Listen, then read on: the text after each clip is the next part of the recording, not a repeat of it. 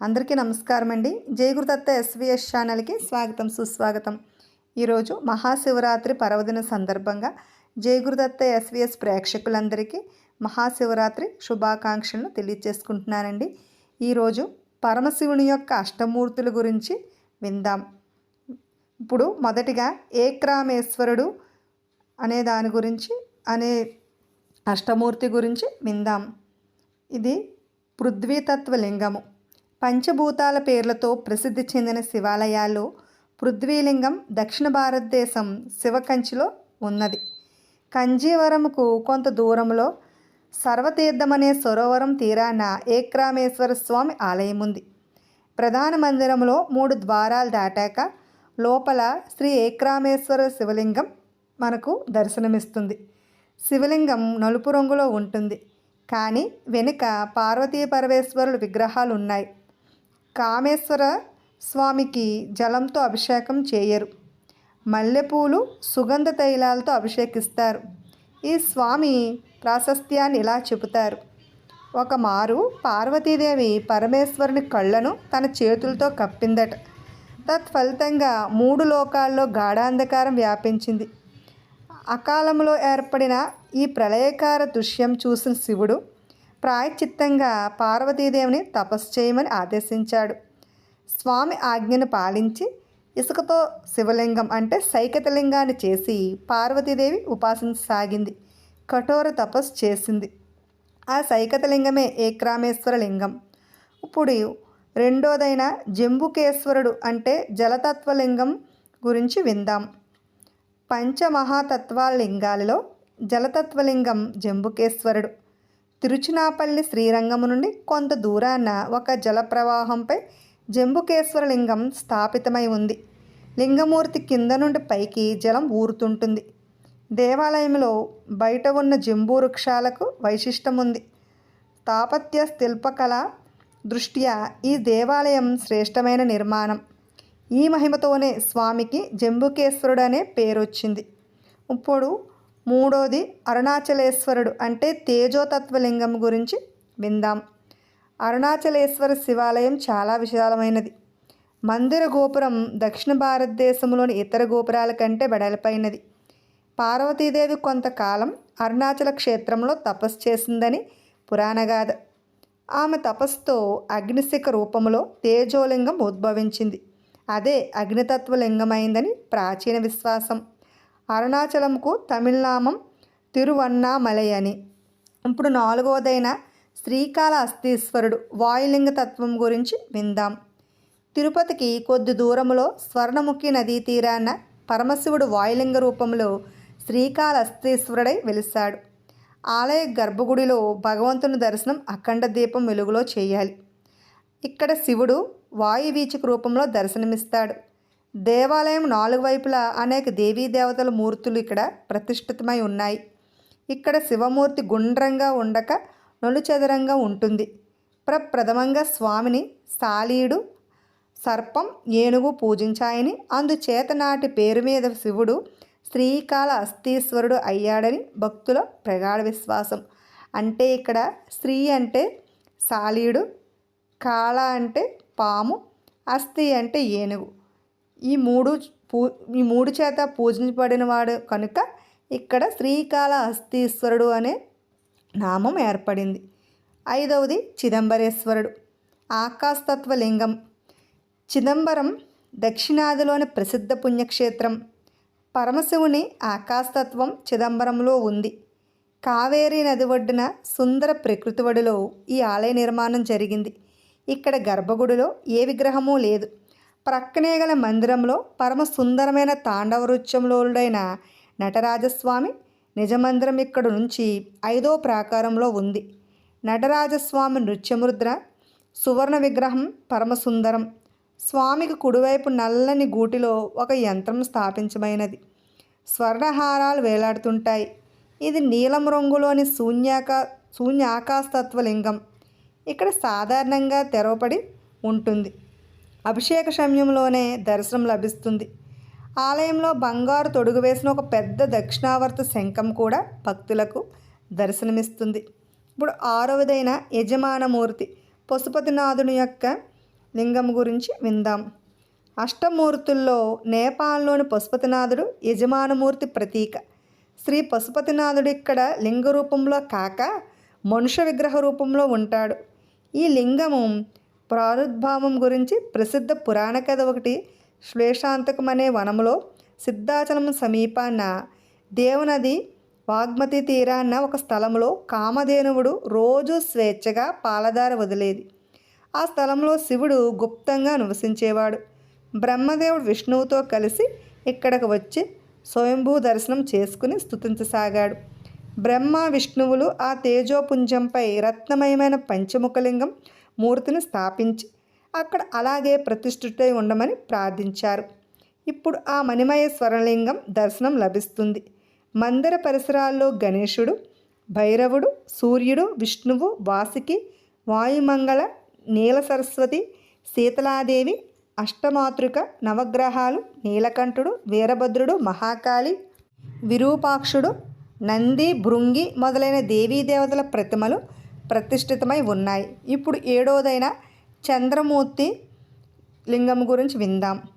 గుజరాత్లోని కథైవాడ్లోని సోమనాథ్, బెంగాల్లోని చీటిగావ్ దగ్గర ఉన్న చంద్రనాథ్ జ్యోతిర్మయ స్వరూపం శివుని చంద్రమూర్తి ప్రీతికలు. ఈ రెండు క్షేత్రాల్లోని శివుడు చంద్రరూపంగా పూజలు అందుకుంటున్నాడు. ఇంక ఎనిమిదోది సూర్యమూర్తి. సూర్యభగవాను ప్రతి మందిరం పరమశివుని సూర్యమూర్తి తత్వాన్ని ప్రకటిస్తుంది. ఆదిత్యుడు సర్వసాక్షి, ప్రత్యక్ష దైవం. శివునికి సూర్యునికి ఏమీ భేదం లేదని పురాణాలు చెబుతున్నాయి. విన్నారు కదండి శివుని యొక్క అష్టమూర్తులను. ఇప్పుడు ద్వాదశ జ్యోతిర్లింగాలు, వాటి స్థానాలు ఎక్కడెక్కడ ఉన్నాయో విందాం. మొదటిగా సోమనాథుడు, సౌరాష్ట్రం. రెండవది మల్లికార్జునుడు, శ్రీశైలం. మూడోది మహాకాలుడు, ఉజ్జయిని. నాలుగోది అమరేశ్వరుడు, ఓంకార క్షేత్రం. ఐదోది కేదారేశ్వరుడు, హిమాలయం. ఆరోది భీమశంకరుడు, ఢాకిని. ఏడోది విశ్వేశ్వరుడు, కాశీ. ఎనిమిదోది త్రయంబకుడు, గౌతమీ తీరం. తొమ్మిదోది వైద్యనాథుడు, చితాభూమి. పదోది నాగేశ్వరుడు, దారువనం. 11వది రామేశ్వరుడు, సేతుబంధనం. 12వది కృష్ణేశ్వరుడు, శివాలయం. విన్నారు కదండి.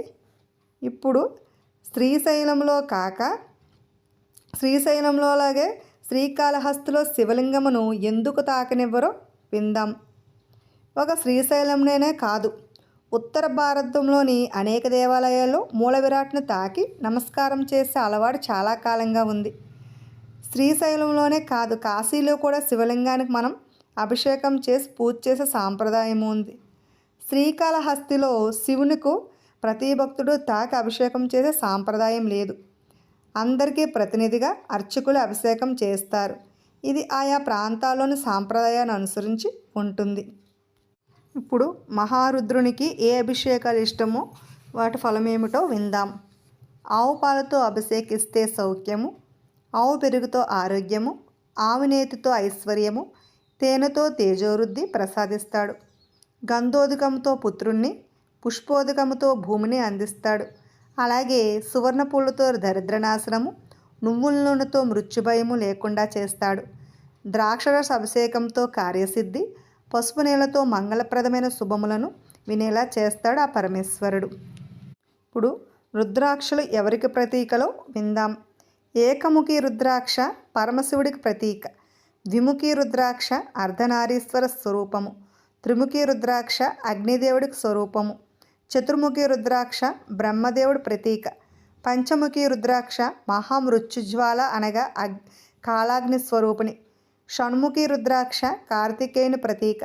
సప్తముఖి రుద్రాక్ష సప్తస్వరాల ప్రతీక. అష్టముఖి రుద్రాక్ష మహాగణపతి ప్రతీక.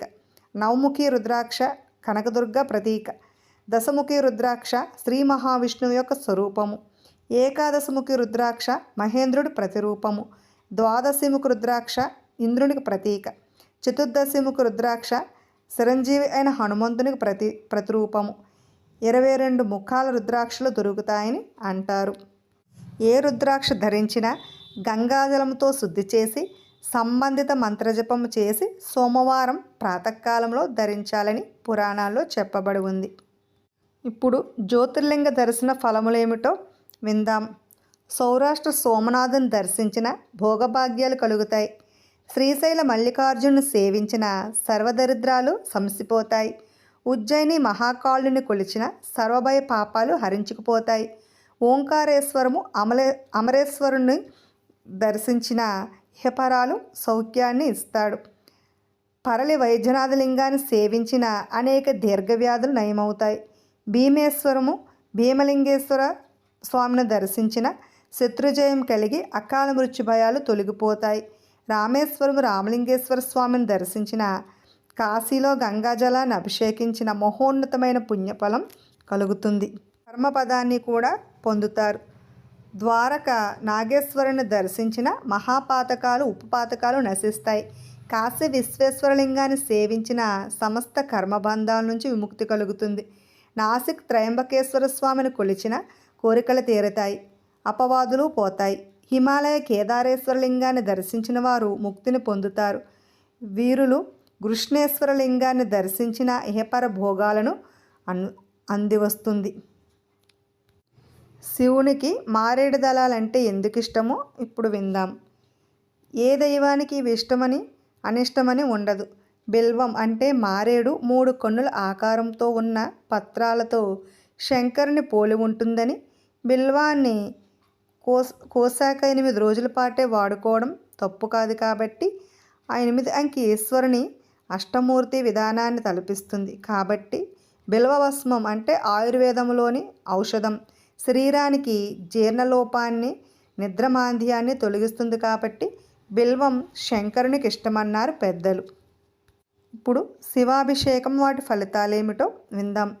తులసి తీర్థం మనశ్శాంతి, పాలుతో దీర్ఘాయువు, పెరుగుతో వంశాభివృద్ధి, చక్కెర శత్రుజయం, తేనెతో విద్య సంగీత వృద్ధి, నెయ్యితో స్వర్ణహర్హత, పన్నీరుతో సకల ఐశ్వర్యప్రాప్తి కలుగుతుంది. చందనం ధనాభివృద్ధి, విభూది సర్వరోగ నివారణి, నిమ్మరసం మరణభయం లేకుండా చేస్తుంది. పంచామృతాలు దేహ దారుఢ్యాన్ని పెంచుతాయి. పువ్వులు సుఖాన్నిస్తాయి. అరటిపళ్ళు వ్యవసాయాన్ని అభివృద్ధి చేస్తాయి. అన్నంతో చేస్తే పెండ్లి భాగ్యం కలుగుతుంది, సౌభాగ్యం కూడా కలుగుతుంది. పంచలోహ జలంతో చేస్తే మంత్రసిద్ధి, కస్తూరితో అభిషేకం చేస్తే కార్యసాఫల్యం జరుగుతుంది. దానిమ్మ రసంతో చేస్తే శత్రు వశీకరణ జరుగుతుంది. సుగంధ ద్రవ్యములతో అభిషేకిస్తే ఆయుర్దాయం కలుగుతుంది. మానవుడు తన కోరికలు తీర్చుకున్నటకు భగవంతుని నవ్విధాలుగా కొలుస్తున్నాడు. ఆ భగవంతుని అభిషేకం ద్వారా స్మరణ ద్వారా కొలచి ప్రసన్నం చేసుకోగలడు. ఈశ్వర పూజకు మారేడు దళాలను ఎందుకు అర్చిస్తామో విందాం. ఏకబిల్వం శివార్పణమని మారేడు దళాలతో శివుణ్ణి పూజిస్తారు. 3 దళములు కలిసి ఒక్క అండమునే ఉండును కావున దీనికి బిల్వము అని పేరు వచ్చింది. ఈ 3 రేకులకు ఆధ్యాత్మికంగా పూజకుడు పూజ్యము అంటే పూజ, స్తోత్రము స్తుతి, జ్ఞాత జ్ఞేయము జ్ఞానము అని అర్థాలు చెప్తున్నారు. అంటే మూడును వేరువేరుగా భావించుటయే త్రిపుటి జ్ఞానము. ఇదియే అజ్ఞానము. వేరువేరుగా కనిపించినను ఆధారకాండం ఒక్కటే అయినట్లు ఓ మహాదేవ, సృష్టి స్థితి లయకారకుడైన నీవే మారేడు దళమునందు 3 పత్రములుగా వేరువేరుగా ఉన్నట్లు తోచుచున్నావు. పూజకుడువు నీవే, పూజింపబడునది నీవే, పూజాక్రియవు నీవే అనే భావంతో అభేద బుద్ధితో పూజించుటే సరైన పద్ధతి మరియు పుణ్యఫలప్రదము. ఈ విధమైన భావంతో పూజించుకుండుటయే అజ్ఞానము మరియు పాపహేతువు. ఈ జ్ఞాన రహస్యమును తెలుసుకుని బిల్వపత్ర రూపంతో త్రిపుటి జ్ఞానమును నీ పాదముల చెంత నేను సమర్పించుచున్నాను. శివోహం శివోహం అను మహావాక్య జ్ఞానమును స్థిరపరచునదియే బిల్వార్చనాగును. పవిత్రమగు ఈశ్వర పూజకు ఈ బిల్వపత్రము సర్వశ్రేష్టమైనది మరియు అతి పవిత్రమైనది. శివార్చనలకు 3 రేకులతోనున్న పూర్తి బిల్వదళమునే ఉపయోగించవలను. ఒకసారి కోసిన బిల్వపత్రములు సుమారు 15 రోజుల వరకు పూజార్హత కలిగి ఉంటాయి. వాడిపోయినను దోషము లేదు. కానీ 3 రేకులు మాత్రం తప్పనిసరిగా ఉండవలను. ఏక బిల్వపత్రములోని 3 రేకుల్లో ఎడంవైపునది బ్రహ్మానియు, కుడివైపునది విష్ణువనియు, మధ్య ఉన్నది సదాశివుడనియు పురాణములలో తెలియతున్నది. మరియు బిల్వదళములోని ముందు భాగమునందు అమృతమును వెనుక భాగమున యక్షులను ఉండుట చేత బిల్వపత్రము యొక్క ముందు భాగమును శివుని వైపు ఉంచి పూజించవలెను. బిల్వవనము కాశీక్షేత్రముతో సరిసమానమైనదని శాస్త్రముల్లో తెలపబడి ఉన్నది. మారేడు చెట్టు ఉన్న చోట ఆ చెట్టు క్రింద శివుడు ఉంటాడు. ఇంటి ఆవరణలో ఈశాన్య భాగమున మారేడు చెట్టు ఉన్నచో ఆపదలు తొలగి సర్వైశ్వర్యములు కలుగును. తూర్పును ఉన్నచో సుఖప్రాప్తి కలుగును. పడమర వైపు ఉన్నచో సుపుత్ర సంతానం కలుగును. దక్షిణ వైపు ఉన్నచో యమబాధలు ఉండవు. బిల్వానాం దర్శనం పుణ్యం స్పర్శనం పాపనాశనం అఘోర పాప సంహారం ఏకబిల్వం శివార్పణం. బిల్వపత్రము యొక్క దర్శనం వలన పుణ్యము లభించును. వాటిని స్ఫురించుట వలన అంటే తాకటం వల్ల సర్వపాపములు నశించును. ఒక బిల్వపత్రమును శివుడికి భక్తి శ్రద్ధలతో అర్పించడం వల్ల ఘోరాతి ఘోరమైన పాపములు సైతము నిర్మూలమగును. ఇట్టి త్రిగుణములు గల బిల్వపత్రమును నీకు అర్పించుచున్నాను, నన్ను అనుగ్రహింపుము స్వామి అని దీని యొక్క అర్థము. ఇప్పుడు నిజమైన శివపూజ అంటే ఏమిటో విందాం. ప్రాణులందరికీ ఉపకారం కావించుట, ప్రాణులందరిపై దయచూపుట, ఆపదలో ఉన్నవారిని ఆదుకొనుట, వారికి అభయమిచ్చుట నిజమైన శివారాధన అని నీలకంఠ దీక్షితుల ఆవనకం. సర్వభూతోపకరణం సర్వభూతానుకంపనం సర్వభయ ప్రధానం చ శివస్యారాధనం విదుహు అని. శివపూజ ఫలమేమిటో విందాం.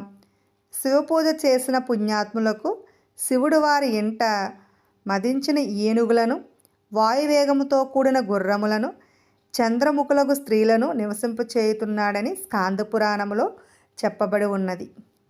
ఇప్పుడు ఉపవాసం చేయటం వల్ల ఎటువంటి ఫలితం కలుగుతుందో విందాం. భగవంతుని అనుగ్రహం పొందడానికే ఉపవాసం. ఇంకా చెప్పాలంటే శారీరక మానసిక మాలిన్యాలను తొలగించుకోవడానికే ఉపవాస దీక్ష. నిష్కామంగా ఈ దీక్షను చేయగలిగితే భగవంతుడు మన కోరికలను అడగకుండగానే నెరవేర్చుతాడని ప్రతీతి.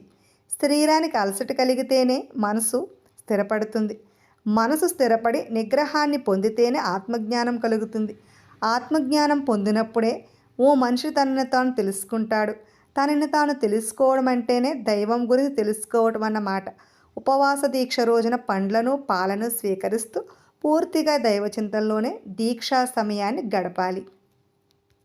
విన్నారు కదండి, శివుడు గురించి ఎన్నో ఆసక్తికరమైన విషయాలను, అష్టమూర్తుల యొక్క విషయాలను, అదేవిధంగా ద్వాదశ జ్యోతిర్లింగాలు ఎక్కడెక్కడ ఉన్నాయో విన్నారు కదండి.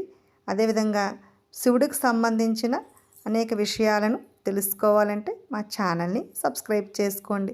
మరొకసారి జై గురుదత్త ఎస్విఎస్ ప్రేక్షకులందరికీ మహాశివరాత్రి పర్వదిన శుభాకాంక్షలను తెలియజేసుకుంటున్నానండి. Thanks for watching. ఇటువంటి ఆసక్తికరమైన విషయాలను వినాలనుకుంటే మా ఛానల్ని సబ్స్క్రైబ్ చేసుకోవడం మర్చిపోకండి. లైక్ చేయండి, షేర్ చేయండి, కామెంట్ చేయండి.